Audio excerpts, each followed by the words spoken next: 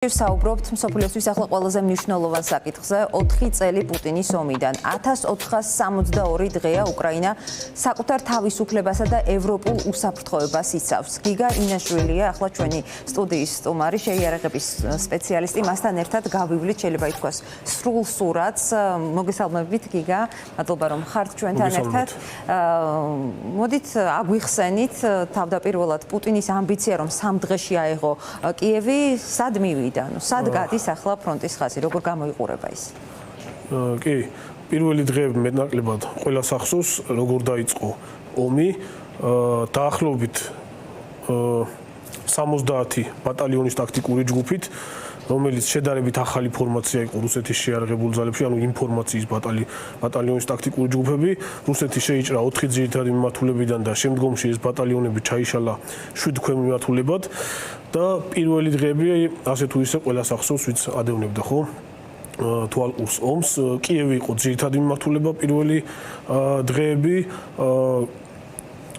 გოსტომელის ბელარუსის მიმართულებიდან გოსტომელის აეროდრომისკენ რუსეთის ტერიტორიიდან და ბელარუსის ტერიტორიიდან შემოსული რუსული სადაზვერვო დივერსიული ჯგუფები და ტაქტიკური დესანტის გადმოსხმის მცდელობა, რომელიც გოსტომელის აეროდრომზე ცადეს რუსებმა, მაგრამ ჩაეშალათ და სწორედ აი ამ ოპერაციის ჩაშლამ გამოიწვია ის, რომ რუსებმა ვერ მოახერხეს მასშტაბური დიდი საჰაერო სადესანტო ოპერაციის ჩატარება კიევთან ახლოს, რასაც შეიძლება საერთოდ სხვა მიმართულებით წაიყვანა ეს ომი.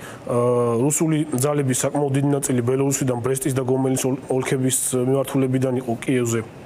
კიევიდან ჩრდილოეთით მომდგარი ჩერნობილის მიმართულებაზე იყვნენ რუსები შესული, სუმის მიმართულება, ხარკოვის მიმართულება და თავისთავად აღმოსავლეთი მიმართულება. ასევე განსაკუთრებით მნიშვნელოვანი მიმართულება, სადაც ძალიან დროის მოკლე მონაკვეთში ძალიან სწრაფად წაიწიეს რუსებმა წინ და ფაქტიურად აი ამ მდინარე დნიპროს საზღვრებამდე მოვიდნენ, ანუ ბუნებრივ გამყოფამდე იყო სამხრეთი მიმართულება, ხერსონის მიმართულება, სადაც ბევრი ასე ვთქვათ პასუხგამოცემელი კითხვა არის დღემდე, როგორ მოახერხეს რუსებმა ესე სწრაფად ამ მიმართულებიდან წინსვლა, ანუ ყირიმის მიმართულებიდან, მსუბუქი ჯავშან ტექნიკით, დიდწილად ამფიბია ტექნიკით და განსაკუთრებით ესეთი შედარებით უფრო მძიმე ტექნიკა, ანუ ტანკების სახით დიდი რაოდენობით უფრო აღმოსავლეთ მიმართულებიდან და ხარკოვის მიმართულებიდან იყო მომდგარი. საკმაოდ განსხვავებული არსებობს ასეთი ინფორმაცია, რაც საჯაროდ სხვადასხვა გათვლებით გამოყვანილია ესეთი მაჩვენებელი, რომ დაახლოებით 19% აქვს ტერიტორიების ოკუპირებული რუსეთს, თუმცა ბოლო წელს მხოლოდ 0.8%-ის ოკუპირება შეძლო. ანუ ტრანსფორმაცია განიცადა ზოგადად საბრძოლო მოქმედება თვითონ ამ ომმას და გარკვეული არა, ბევრი რაღაცა შეიცვალა. თუ კი პირველ დღეებში ბატალიონის ტაქტიკური ჯგუფებით სწრაფი ერთგვარი რაღაცა რუსული ბლიცკრიგი ცადეს რუსებმა, არ გამოვიდათ ვინაიდან ინფორმაციის ბატალიონის ტაქტიკურმა ჯგუფებმა ლოჯისტიკური კუთხით კრახი განიცადეს და ძალიან სწრაფად დაეცა მათი ბრძოლის უნარიანობა. ამას რა თქმა უნდა ხელი შეუწყო და მთავარი მაინცირებელი ამის იყო, რომ უკრაინელებმა იარაღი არ დაყარეს და პირიქით სამოქალაქო მოსახლეობამაც ხელში აიღო დიდი რაოდენობით ტანკსაწინააღმდეგო შეიარაღება და პრაქტიკულად გახსოვთ ის დღეები, ვისაც ტანკსაწინააღმდეგო იარაღი არ ქონდა, მოლოტოვის კოქტეილებსაც კი ესროდა გზებზე რუსულ ჯავშან ტექნიკას და პირველ ეტაპზე შემტევი ასე ვთქვათ პოტენციალი რუსული სახმელი თუ ჯარების, რაც იყო აი ამ ბატალიონის ტაქტიკური ჯგუფების მსუბუქი ჯავშან ტექნიკა, BMP-ები, BTR-ები, ანუ ჯავშან ტრანსპორტიორები და ქვეითთა საბრძოლო მანქანები, ყველაზე უფრო გაწვნილი და ბრძოლის უნარიანი ქვედანაყოფების დიდი ნაწილი ამის ნახევარზე მეტი განადგურდა პირველი ერთი წლის განმავლობაში. შეგვიძლია რამდენი კილომეტრზეა ახლა ფრონტის ხაზი? აი რას ვადევნებთ ახლა ჩვენ? დიახ, ფრონტის ხაზი ძალიან დიდ მანძილზე არის გადაჭიმული. საერთო ჯამში უშუალოდ აი შეხების ხაზები, რაც არის და აქტიური საბრძოლო მოქმედებები სადაც მიმდინარეობს, ესენი რამდენიმე ოპერატიული მიმართულებად იყოფა, განსაკუთრებით აქტიური. თავიდან ომამდეც ასე იყო ატოს ოპერაციის პერიოდში და უკვე რა თქმა უნდა ომის შემდეგაც აღმოსავლეთი მიმართულება, სამხრეთ-აღმოსავლეთი მიმართულება, სამხრეთი მიმართულება, ანუ ხერსონიდან მარიუპოლამდე მონაკვეთი, ჩრდილო-აღმოსავლეთი მიმართულება, ხარკოვის ომის მიმართულება და პირველ ეტაპზე იყო კიევის მიმართულება, ანუ ჩრდილოეთი მიმართულებაც.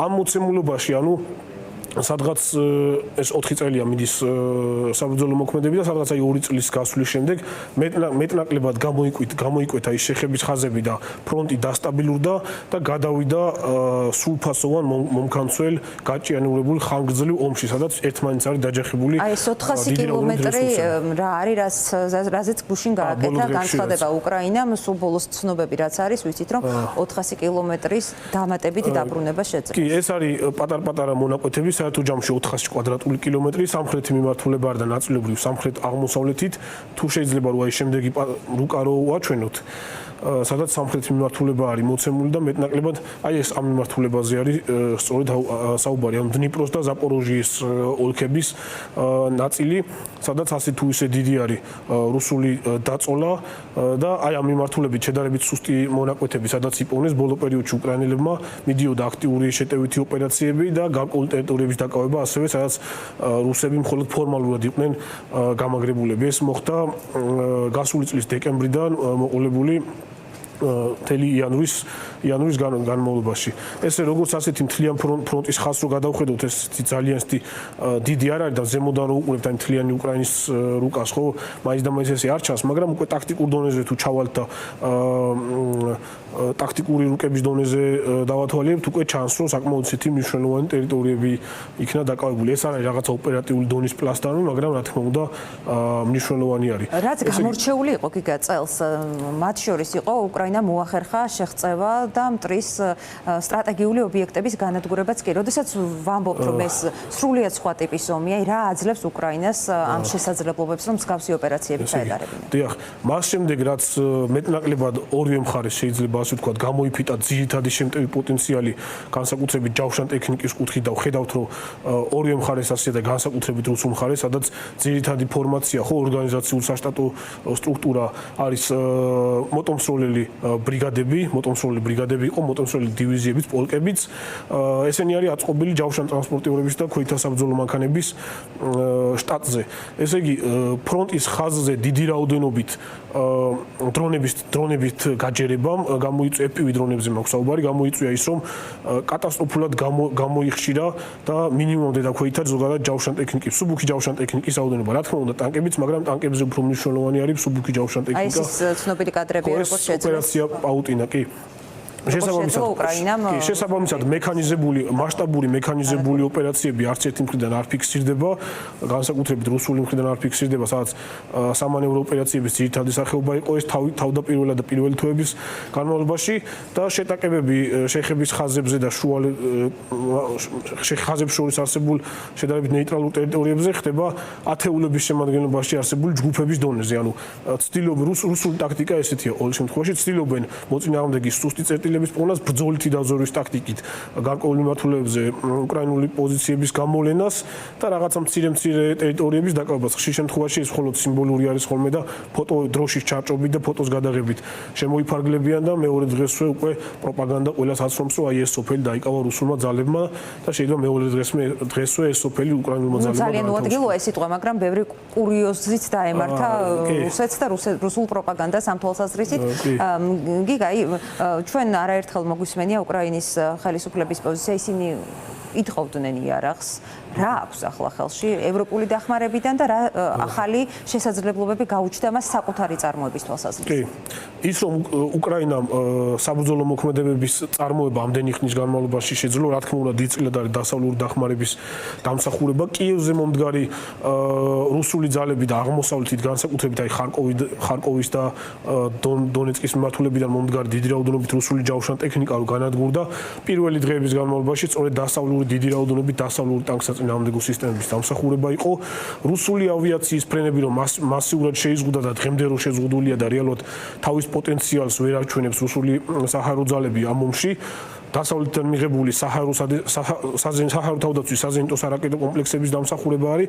პირველ დღეებში სწორედ ეს ამერიკული სტინგერები და ესეთი ბრიტანული მარტლეტები იყო ის სისტემები და ასევე ასეთი საბჭოთა იგლების დიდი მარაგი, რომელიც უკრაინას ჰქონდა, თავარი მიზეზი, რის გამოც რუსებმა დესანტის ნორმალურად გადმოსხმაც ვერ მოახერხეს გოსტომელის მიმართულებაზე და უამრავი საფრენი აპარატი დაკარგეს და დღემდე კარგავენ საკმაოდ დიდი რაოდენობით დრონებს, სხვადასხვა ტიპის საზეიმტო სარაკეტო კომპლექსებისგან. თუმცა ომი ეტაპობრივად ტრანსფორმირდა და საჭიროებები გაიზარდა და უკრაინული მოთხოვნებიც გაიზარდა, ასევე რუსულ არმიაშიც ესე იყო. თუ კი პირველი დღეები ცეცხლსასროლი შეიარაღება, ტყვიამთხრობები, მათი საბრძოლო მასალა და ელემენტარული ასეთი ჯავშანჯილეტები იყო აუცილებელი. შემდეგში უკვე გადავიდნენ სარაკეტო артиლერიაზე და ჰაიმარსის მსგავსი სისტემები გახდა ძალიან მნიშვნელოვანი, ვინაიდან უკრაინული артиლერიის საბრძოლო მარაგები ნელ-ნელა იწურებოდა. განსაკუთრებით ეს ეხებოდა ესეთ სტანდარტულ საარტილერიო ჭურებს 152 მმ კალიბრიან საბჭოთა ჭურებს და საჭირო გახდა აი ასეთი 155 მმ-იანი დასავლური ჭურების დიდი რაოდენობით მიწოდება. და დასავლურ საბრძოლო სისტემებთან როგორც არის ეს გერმანული პანცერჰაუბიცა 2000-ის ტიპის თვითმავალი ჰაუბიცა, საბრძოლო მასალების დიდი პარტიების მიწოდებაც დაიწყო ევროპულმა ქვეყნებმა და ასევე შეერთებულმა შტატებმა დიდწილად ასევე აწვდიდნენ საბჭოთა სტანდარტის შეიარაღებას, განსაკუთრებით ბულგარეთი, რუმინეთი და მსგავსი ქვეყნები. ესე იგი, შეიარაღების მოთხოვნა და საჭიროებები ეტაპობრივად უფრო იზრდებოდა და საარტილერიო სისტემების შემდეგ უკვე დაიწყო საუბარი იმაზე, რომ უკრაინას უნდა გადაცემოდა დასავლური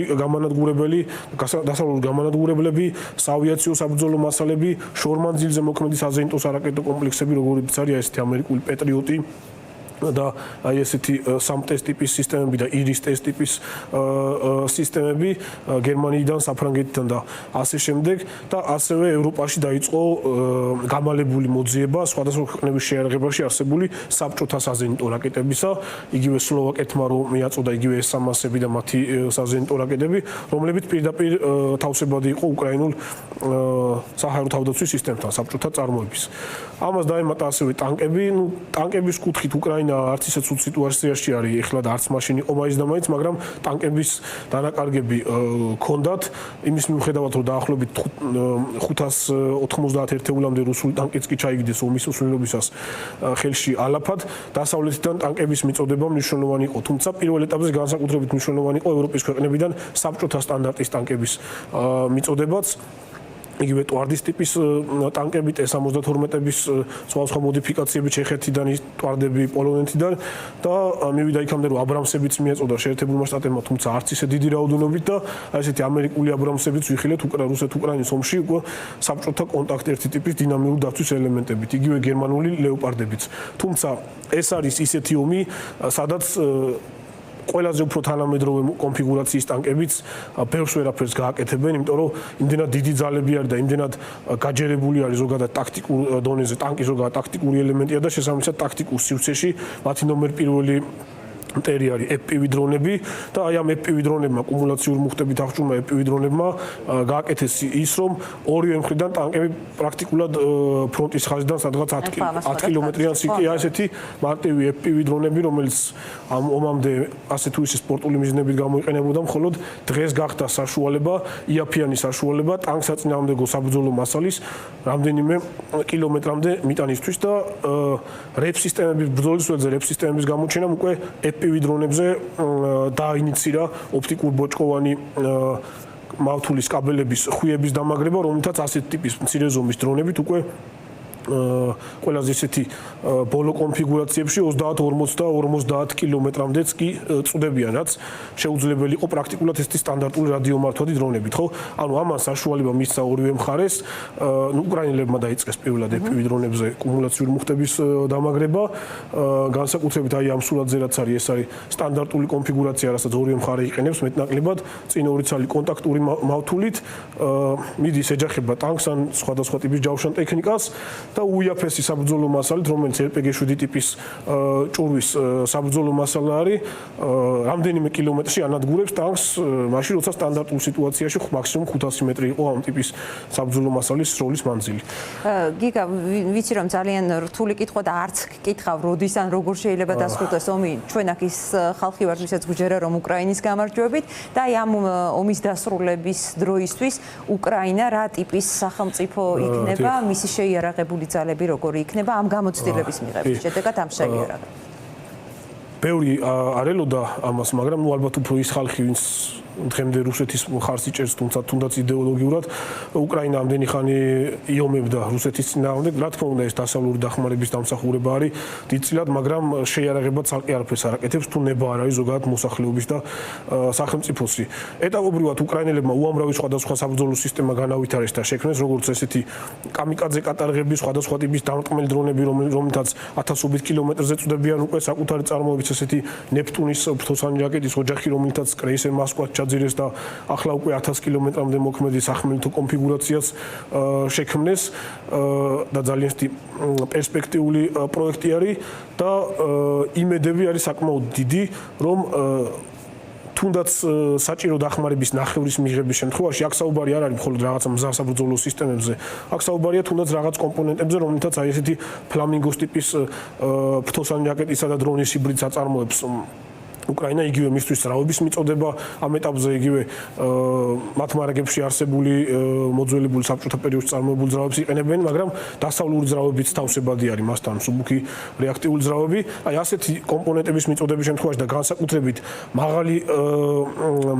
მაღალ ტექნოლოგიური დამიზნების ბლოკების მიწოდების შემთხვევაში დასავლეთიდან უკრაინას შეუძლია უამრავი ისეთი სარაკეტო სისტემის წარმოება, რომელთაც 3000 კილომეტრამდე კიდევ უფრო შორსაც მიწდებიან რუსულ მიზნებს და კი ნახეთ ახლა რომ ფლამინგო ისკანდერების საწარმო დაბომბეს დაახლოებით 2000 კილომეტრზე და მანამდე ნახეთ როგორი კომპლექსური ოპერაცია ჩაატარეს შარშან ზაფხულში ივნისში ოპერაცია პაუტინა წეგან კადრის საჩვენეთ უამრავი სხვადასხვა კომპონენტისგან შემდგარი ოპერაცია. ბოლო პერიოდში მუშაობენ ბალისტიკურ რაკეტებზე, ეს არის იაფი ანალოგი ამ უკრაინული საბსანის ტიპის რაკეტისა და ანალოგი რუსული ისკანდერისა, თუმცა ბევრად უფრო იაფიანი, შედარებით დაბალ ტექნოლოგიური უფრო იაფიც დაждდება შესაბამისად, მაგრამ დასავლური დამიზნების სისტემის გამოყენების შემთხვევაში საკმაოდ მაღალი სიზუსტე ექნება. FP7 და FP9, რომელთაც 200 და 800 კილომეტრის, 855 კილომეტრის ფარგლებში ეძლებენ დარტყმას და პრაქტიკულად ამ რაკეტების დიდი რაოდენობის წარმოების შემთხვევაში მოიხსნება ატაკამსების და მსგავსი ტიპის ბალისტიკური რაკეტების საჭიროება. მოკლედ, ომი არის შესული შემდეგ ფაზაში. რუსეთი სტრატეგიულ დონეზე შესული არის ჩიხში, საიდანაც გამოსვლა ძალიან გართულებული არის მისთვის. სტრატეგიულ დონეზე ამ ომში გამარჯვება რუსეთისთვის წარმოუდგენელია, იმიტომ რომ იმხელა რესურსები არის და ისეთი ტიპის რესურსების დეფიციტი აქვს უკვე რუსეთს, რომ პრაქტიკულად ვინც ელემენტარულ დონეზე მაინც ერკვევა ზოგადად როგორ წარმოებს თანამედროვე ომი. სტრატეგიული და ქვედა დონეზე ამ ომში გამარჯვების შანსები რუსეთს არ აქვს. ერთადერთი თეორიაში არის თუ მასიურად გამოიყენებს ბირთვულ იარაღს. ერთადერთი არის ეს ვარიანტი. სტანდარტული შეერაღებით ამის შანსი რუსებს არ აქვს. ის ტემპიც ტაქტიკურ დონეზე რა ტემპითაც იკავებს უკრაინულ ტერიტორიებს, ალბათ რამდენიმე ათეული წელიწადი დაჭირდება, რომ თუნდაც უკრაინის სრულ ტერიტორია დაიკავოს. ოპერატიულ დონეზე შესულები არიან ასევე ჩიხებში, ანუ ბოლო 2 წლის განმავლობაში არც ერთი ოპერატიული წარმატებისთვის არ მიუღწევია რუსებს. მცირე ტაქტიკური წარმატებები აქ არ გადაიზრდება ოპერატიულ წარმატებებში და მით უმეტეს სტრატეგიულში. ესე იგი, რუსეთის დამარცხების გასაღები რაში არის? უნდა განადგურდეს ის საბრძოლო რესურსები და ის რესურსები, რომლებიც ირიბად ეხმარება რუსულ საწარმოებს საბრძოლო რესურსების წარმოებისთვის. იგივე განადგურდეს მეორადი დანიშნულების ქარხნები, მუდმივი დარტყმები განხორციელდეს დრონები და სხვა ტიპის სისტემებით ენერგოობიექტებზე, ნავთობგადამამუშავებელ ობიექტებზე, განადგურდეს განსაკუთრებით დრონების ქარხანა, აი მაგალითად მეგა ქარხანა ალაბუგაში, რომელსაც ეს გერანის ტიპის დრონები წარმოება რუსული, რომელიც ნომერ პირველი მტერი არის ახლა უკრაინის ენერგოინფრასტრუქტურის და ზოგადად ეკონომიკის. ეს ირანული შაჰიდა 36-ის რუსული კონფიგურაციები. მოკლედ, სათავეში უნდა განადგურდეს ის რესურსები, რომლებიც აწარმოებს იმ რესურსს, რომელიც ოპერატიულ და ტაქტიკურ დონეზე ანადგურებს უკრაინელებს და უკრაინელებს. სამხედრო რესურსზე ვლაპარაკობთ, მაგრამ არის ეკონომიკური რესურსი, რომელიც ლევადია და ამაზე გადაცემის ის ეკონომიკური რესურსი ძირითადად გარდაიქმნება სამხედრო რესურსებში. ყველაფერი ერთმანეთთამაშია. ვიცი რომ ეს თემა არის ულევი, დიდი მადლობა თქვენ გადაცემაში მონაწილეობისთვის და გიგა აქვე ვუსურვოთ გამარჯვება უკრაინას და უკრაინა გამარჯვებს რა თქმა უნდა. მეომრებს, მათ შორის ქართველებს, რომელთა წვლილიც არის უზარმაზარი და ხსოვნა მათ, ვინც ამ ბრძოლაში. ამ ომში ესე გამოკვეთილად რუსეთის გამარჯვება იქნება პლანეტარული მასშტაბის კატასტროფა და ამას არ დაუშვებს ალბათ მსოფლიოს ნორმალური ნაწილი. ძალიან დიდი მადლობა. ვუსმენდით გიგა ინაშვილის ძალიან საინტერესო მიმოხილვას.